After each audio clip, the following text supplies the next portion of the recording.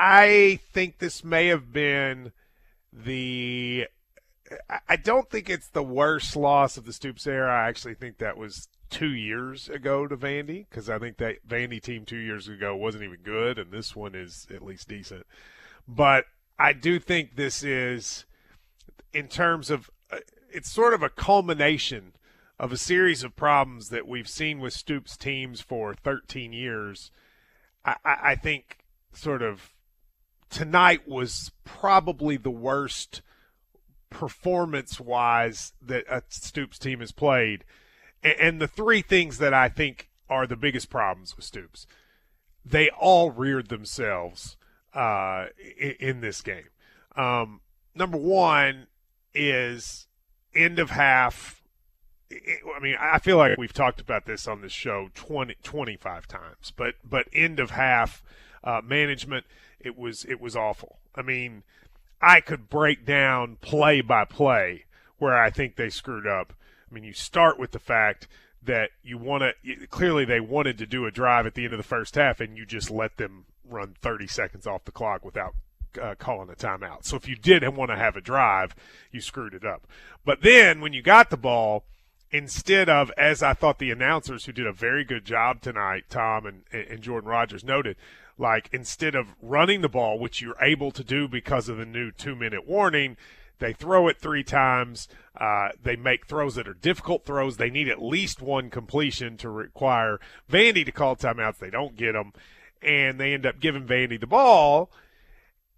Still, though, you get them in a 3rd and long, and you have a chance to hold them to a field goal, and you give up a 22-yard touchdown, which is, you just can't have a worse result. And it's the difference in the game, honestly, the end of the first half. And it's even especially bad because they get the first ball in the second half. So consistently during the Stoops era, clock management, and specifically end of the first half management, has been pretty much atrocious his entire time here. I think he has a lot of strengths as a coach, but I think he is just really, really bad at clock management, and it's not gotten better during these years.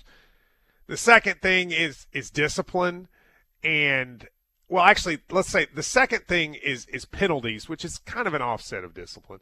But 11 penalties, over 100 yards, as Tom Leach pointed out in his comments when he was talking to Stoops. It's actually more than 100 yards when you consider in the NFL, oftentimes they'll show you how long the play would have been without the penalty. If you did that for Kentucky, it's probably 150 to 160 yards in penalties. The offensive line, I sort of feel bad for Mincy and Cox because they're just not good enough. And clearly Kentucky doesn't feel like they have other options. Because, I mean, the coaches see that too. Between the two of them, 5 holding penalties, 5. 3 of which were backbreaker penalties, where if they don't get the hold, it's a big play. And just terrible penalties. And they just get beat consistently. And there's an old saying in football, well, you could call a hold on every play. That's probably true, but I'll be honest with you, they could call twice, 2 times, or 3 times as many on those guys. I mean, they're just – I think in Cox's case, it's injury. I feel bad for him, honestly. I think he's not really healthy and doesn't have a lot of movement, but he has to play. And then Mincy it's been an issue since he's been here. So, I mean, I think Bush Hamden's sort of limited as a play caller because he can't keep Brock in the pocket. Brock has to roll around. He's not really great throwing on the run. So, and even when he rolls around, there's a decent chance there's going to be a hold because they can't keep up with their men. So it's a disaster. So penalties, but what's more frustrating to me than even the holding penalties are just the discipline penalties. Dane Key with a horrible penalty early in the game. I don't totally think the Dumas Johnson call was right, but it still was an important penalty. The special teams penalty, I mean, if you don't get the hold there, number 35, and I don't even know who 35 is, to be honest with you, but he had 2. I mean, how you only play on special teams plays. How do you have 2 penalties for holding? And he did. That's awful. So double-digit penalties, 100 yards in penalties, huge problem. Discipline, again, has been an issue often in the Stoops era, which is my number 3 thing. I mean, it is hard for me to not get extremely frustrated at how a group who, I'm not going to say they haven't had accomplishments, they have, but this current group playing right now. I talked last year about undeserved arrogance often during the year. And while they did beat Ole Miss, you're coming off a bye and you're playing a Vandy team and you're showcasing sort of undeserved arrogance again. And when I say discipline, though, I don't just mean like acting in bad behavior. I mean discipline of playing disciplined. 2 snaps on special teams that are, botched. I think one was probably more on the holder. One was probably more on the snapper. So actually Jordan Rogers thought Alex Rayner should have kicked it. I'm not blaming that kid because he's been perfect this year. But just in general, I mean, how do you have two of those snap errors? I think had they scored there at the end, would you have even felt comfortable giving them the extra point kick there? I don't know. I mean, I was sitting there thinking, because I always try to think 2 or 3 plays ahead. Like, what are they going to do if they score? I don't know if you could have trusted them to kick a field goal, which is a disaster. Look, I listen to Stoops' post-game comments. He does always take responsibility, but, he doesn't have answers as to why this stuff happens. And off a bye week, Mark Stoops is 5-8. And 3 of those wins are against really bad Vandy teams. So, but now lost 5-8 off a bye. Kentucky is 0-6 in their last 6 SEC home games, 2-10 in their last 12. I mean, there's nothing you can say about that. Coaches get fired for being 2-10 in their last 12 SEC home games.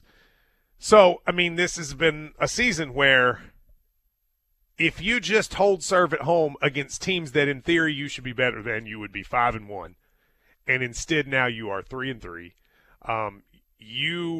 Let's just assume you beat Murray State, so that's 4. You got to get 2 wins out of Florida, Auburn, and Louisville, and just even be bowl eligible. I mean, there's a legitimate chance they won't even be bowl eligible for the first time since Mark Stoops' second, third year.